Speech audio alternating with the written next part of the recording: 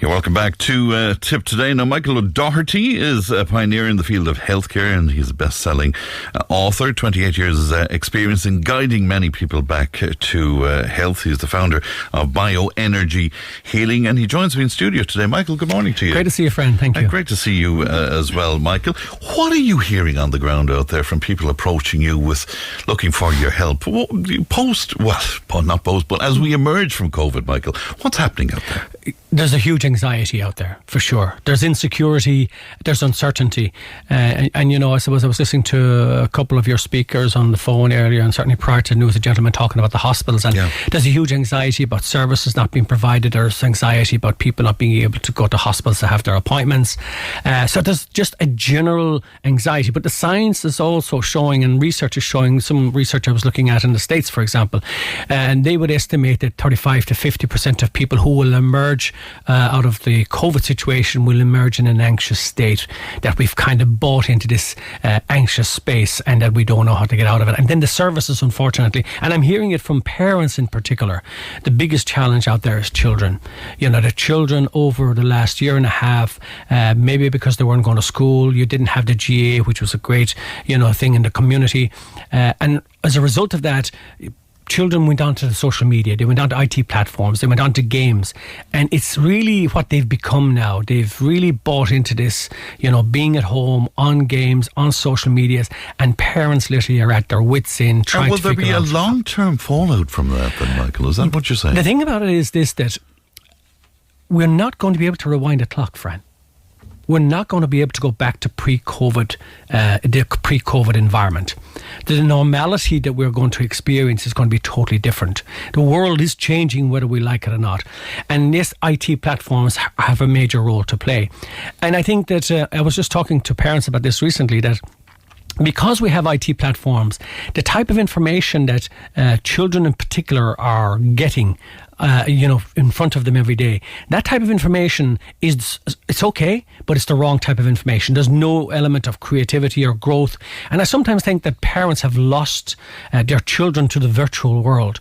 And I think what's important now, and you talked about it with your GP prior to this, you're talking about information. The important thing is that the information that's getting in front of our children is a positive information, is a creative information. So IT platforms are not going to go away. We're not going to take people and even ourselves off screens.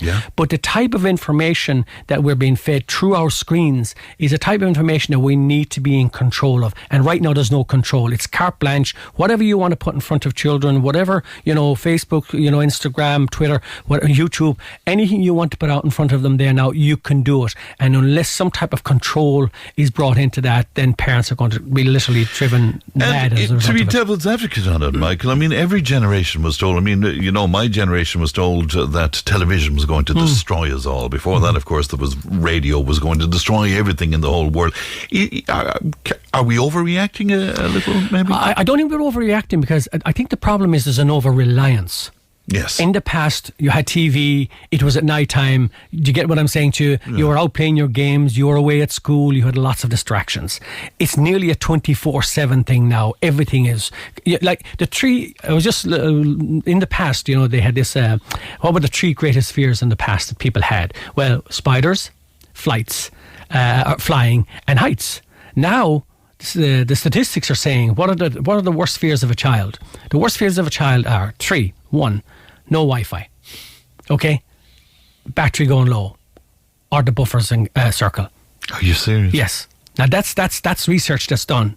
So we're in a different space. Right. So this is dominating our lives. Exactly. There's an over-reliance. And that's why I'm saying is that there needs to be some type of control of the information going out there. And that's just for children. Now, that's not just for children, sorry. That's for the likes of you and I, and for adults. We're all sort of engaged in it. And that's why I think there's a great opportunity now. As we emerge out of COVID, maybe we've seen the dangers that this can cause. We've seen the positivity around it and how it can be used. But I think there's also something that we need to not forget, is it us. We are human. And that unless we come back to that human side of us, unless we learn to understand that if we disconnect from that, there's no resilience, that we need to go back to nature, we need to come back to ourselves, because the only way that we're going to deal with the stress and the anxiety that's in the world today is that if we can some way pull people back a little bit and ground them. And how can you do that? Because the genie is out of the bottle on this. It's a global situation, so you can't even control it as a country in terms of what's available online. How do you go about that? I think one of the it's about discipline. And I think the three things that the great spiritual leaders of the past talked about: patience, they talked about silence, and they talked about compassion. And I think silence, so if I could say to parents out there today, imagine parents and children were to sit down together and just eat their meals without having IT platforms. Everything's shut down. That would be a plus. Imagine no IT platforms in the actual bedrooms. Okay, so finding time to sit down and communicate. We've lost the art of communication. That we don't know. Families, and it's not just children. As I said, adults. You can imagine any night inside at home, the kids are on their computers or they're on their games, the parents are on. And I think collectively we've got to recognize that we have nearly become addicted to this way of living. And even if we go back to post-COVID or to pre-COVID, the model of living, you see, Fran, wasn't a healthy model. We had seen the increases in the different types of diseases, and we're seeing emerging now new types of diseases, from, we might call, for example, tech neck problems. Okay, so we've tech neck because people have their heads down all the time, their neck muscles are tight, they're getting dizzy. The thumbs, the fingers, pain. The upper crust syndrome, because they're sitting down with their shoulders crossed. So we're seeing the emergence of new conditions. On top of that, we're seeing the emergence of more obesity because of the sedentary lifestyle, sitting down in offices every day. So that in itself leads to more type 2 diabetic problems, leads to coronary issues. So that lack of mobility. So there's a huge shift and change, and there's a need to debate around this. There's a need for a debate around this now to get people to disconnect a little bit, to get back out into nature. And I think that's the greatest thing that we have available to us. For me personally, so it is back getting to, back out into nature. Parenting and guardianship then. Yeah, it is. It's back to trying to regain control of the family unit again, because I believe that's what it is. And to be responsible for it. So what is anxiety? Why are people anxious? We're anxious because we're not in control. Because we're being fed so much information, we have so much fear, and the problem is that when you look at or you listen to the news or look at TV, and all you see is stuff going on about Afghanistan, stuff going on about Syria or Iraq or somewhere like that. The world's problems are being forced upon us through IT platforms, and we're carrying all the anxiety of all the world into our homes. And unless we keep that out, we need to disconnect, take responsibility for what we're responsible for, take control of what we're in control of, and do the simplicity. Think about simplicity, because that's what we need to go back to. We need to go back to do the simple things right. Learning to get out in nature as a family and communicate. Have our meal times together. Get out and walk in nature, and just start looking at the colours and the trees and the birds, and watch how the seasons are changing. Now that's very important, because, we have disconnected from that internal aspect of us. We need to understand that we have an internal sort of processing system, and that it's really a spiritual thing, that we have disconnected spiritually. And of course this was evolving over the last 10, 15 years anyway, but COVID certainly accelerated that greatly, didn't it? And that's why people will look at COVID as being a negative thing in life. You know what? It's like somebody has an illness. It's only negative if you don't grow through it. Okay? So I think the COVID situation, that we need to realise that the world can stop at any time. We need to realise that we can stop at any time, that disease can hit anybody at any time, that depression and anxiety can hit anybody. And we see right now there's a quadrupling in the prescription of medications like anxiety medications and antidepressants. So where are we going? There needs to be a clear, image of where we're going and the road we are going down. So that's why COVID can be an opportunity now. The sickness of COVID, the deaths that emerged, the trauma that people experience, and we are as a culture, evolving out of the COVID situation, traumatic, having had a traumatic experience. So how are we going to deal with that trauma? We just can't leave it. But what happens is sometimes that we deal with that trauma by becoming addicted to maybe food, to alcohol, to social media. And when we adapt a certain type of behavior around that, maybe it's through food or whatever, then we're heading down a very slippery slope. One of the things that struck me during COVID was, and I didn't imagine this in my wildest dreams, about how fragile we are globally. How fragile we are. Yeah. A virus that kicks off in China brings the world to its knees. I would never have imagined that, you know. That is the point that I'm trying to make here, that we are very fragile. You know, that you and I are here today, but where are we going to be 5 minutes' time or 10 minutes or an hour's time or a week's time? We actually don't know. We'd like to think that we're in control, and we are to a certain degree. But in actual fact, we're not. We are, I suppose in a way exposed to outside experiences and circumstances. But I think the one thing that if we can pull it back, so when I see people in my clinic that have different issues, you know, I always pull it back to the simplicity. What is the most valuable thing we have in life? And we talked about it in the past, time. You know, there's only 24 hours in a day. Yeah. And the model of living should be about 8 hours working, 8 hours sleeping, and 8 hours living. That balanced model of living is what we need to embrace and disconnect from all of the stuff that has no relevance and become more resilient and come into the family unit, you know, and eat and breathe and sleep and communicate and connect and nourish the family unit like you'd see in nature. You know, you see in nature whatever animal it is. You know, you see them how they nourish their young, and that doesn't mean we're not, but what I'm saying is we need to do it more. And I think if we can come back into that and just bring that message into the family environment from COVID, I think it'll be very powerful. But you're very right, Fran. We are very fragile, and right now people are very mentally fragile. And the systems and the services aren't there to support that. And I'm dealing with it every week in my clinic for people and for kids. And dealing with older people, because I really feel that they've had an incredibly tough time over the last. They're our most vulnerable. They're the most frightened. What are you hearing from them when they're in your clinic? I think that, you know, what I've learned from this myself, Fran, is that we sometimes separate people from a child to an adult to an elderly person. I think that in some cases, and some of the elderly people that I've dealt with, they've been very wise. They've been very wise because, you know what? They had something to fall back on. They were able to spend time with themselves. Yes, some elderly people suffered in isolation and those in nursing homes, and it was hugely tragic and traumatic, and some people that I know myself. But in the general run-of-the-mill, the elderly people in our community, the wisdom that they carried into this was the wisdom and the experience of not having nothing in the past, rearing children with nothing, not having no mobile phones or TVs. The wisdom of the elders that I found, and I spoke to many of them, some in their 90s, and I said, Michael, you know, for me, I just sit every day and I pray. I just communicate with nature. Interesting. So they have a resilience, maybe, yes, that younger they people have. don't They have a yeah. resilience because they already dealt with this in the past. Yeah. You know, they came through hard times. Yes. You know, for me, certainly, you know, we grew up in times we didn't have any of this stuff. So people, when I talk to some elderly people in the clinic about their experience, and they say, look, you know what, we just don't connect to that. We sit down at home, we connect to God, we talk to God, we pray, we communicate with that, and this gives us a sense of peace, and it's nearly we wait it out.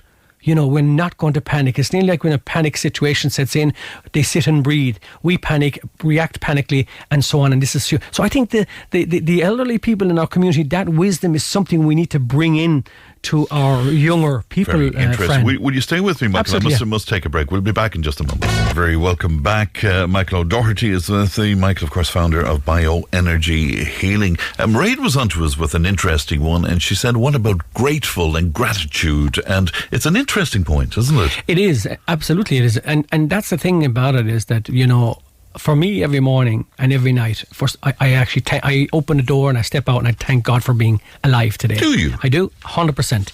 I open the door, you know, and I look out and I say, thank God I'm alive today, and it's great to be able to see the sun is shining, and it's great to be able to listen to the birds, and it's just that realisation and connection, and make that connection, because I'm going into my work every day and I need to carry that frequency of calmness. I need to carry that frequency of hope, that frequency of being able to help and heal people. And I think it's important to ground yourself in that space, and last thing at night time, thanking God, thanking nature, the universe, whatever you're into, but just that sense of being thankful, for all of the positive things in life, and that's we worry about little things. We really do worry about little things, and like I say to people today, if you're not queuing up in a hospital or in a doctor's surgery or going into some hospital for treatment, then you're very lucky. And you need to go down on your two knees and thank God for that. Be grateful for it, we need to be grateful for these little things. If you have food on your tables, remember, there's nearly 8 billion people in this world today. A third of the population of this world is hungry today. A third of the population. It's very sobering, isn't it? So when we think about it, we have a great little country here. We have so much going for us. We listen to and look at all of the things that are happening in other countries. And yes, we batter politicians and medics and this and that and the other, and teachers and doctors and everything. And that's fine. But look at, you and I can get up out of here today. We can go for a walk. We can go for something to eat. We can sit into our car and drive it. There's lots of positive things about our lives, and we need to look at that. So what's positive? I can breathe. I can think. I can eat. And if there are things you can change them.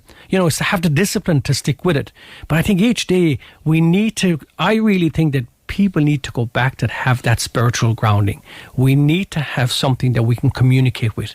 That sacredness within ourselves is something that we need to tap into every day.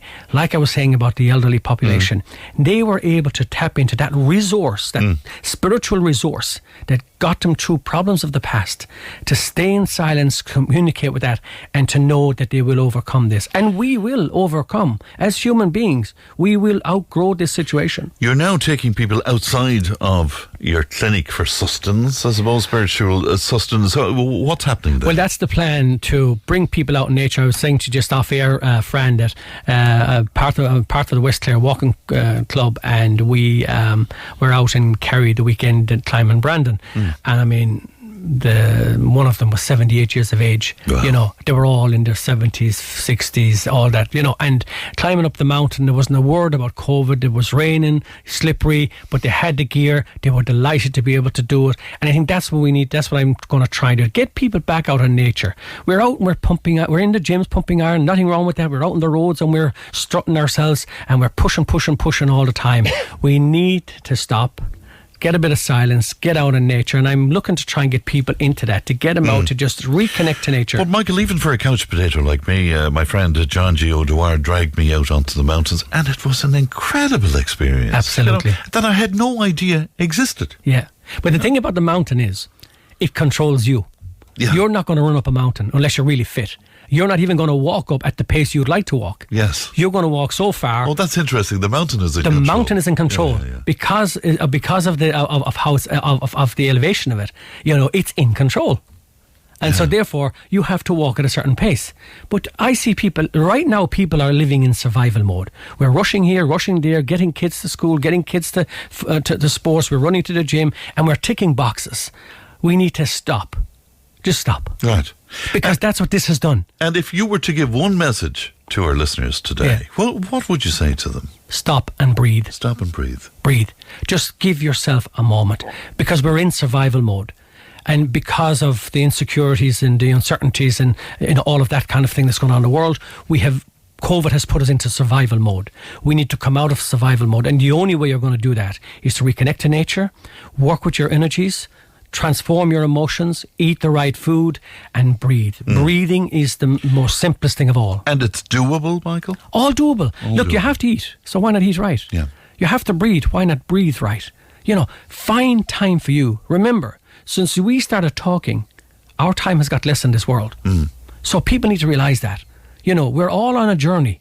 So let's get to the back of the queue, push ourselves back as far as we can, because if you keep rushing and pushing and rushing and pushing, well, the only person that's going to suffer is you. So ask yourself 2 questions in everything you do from today. Why am I doing it? How does it serve me? If you're doing things for others, for something else, and it doesn't serve you, stop it. take control of your own life, because it's only until you look after yourself, build your own energies, have your own resilience, be clear in your mind, and it's only until you do that can you help others. All right, very good advice indeed. If people want to make contact with you or find out what it is that you're about, Michael, how can they do michaelodoherty.com obviously is so, or people can look and go on my YouTube channel and see some of the stuff and the patients we've dealt with and their amazing stories of recovery, not necessarily because of me, but because that when they adapted strategies in their life based on what we advise them to do, how they were able to change their life. So you can change your life. I'm just about out of time, but one of your great success stories was with the great Michael Flatley. Are you still in touch with Michael? Absolutely. Yeah, Michael and myself have been great friends. Yeah. Great friends, and we chat probably maybe 2-3 times a week. Right. Just do you? at least. Wow. Yeah, at least try. And he's a great guy, because the thing about Michael is he's always encouraging others, because he achieved himself. And of course, as you know, Fran, in their world was shocked completely because the entertainment world was, was really. So he's a really positive, very creative guy. So he's always encouraging people to follow their dreams. All right, michaelodoherty.com. Michael, real pleasure as always. Thank you so much. Tá Nocht agus an óilsigh teacht.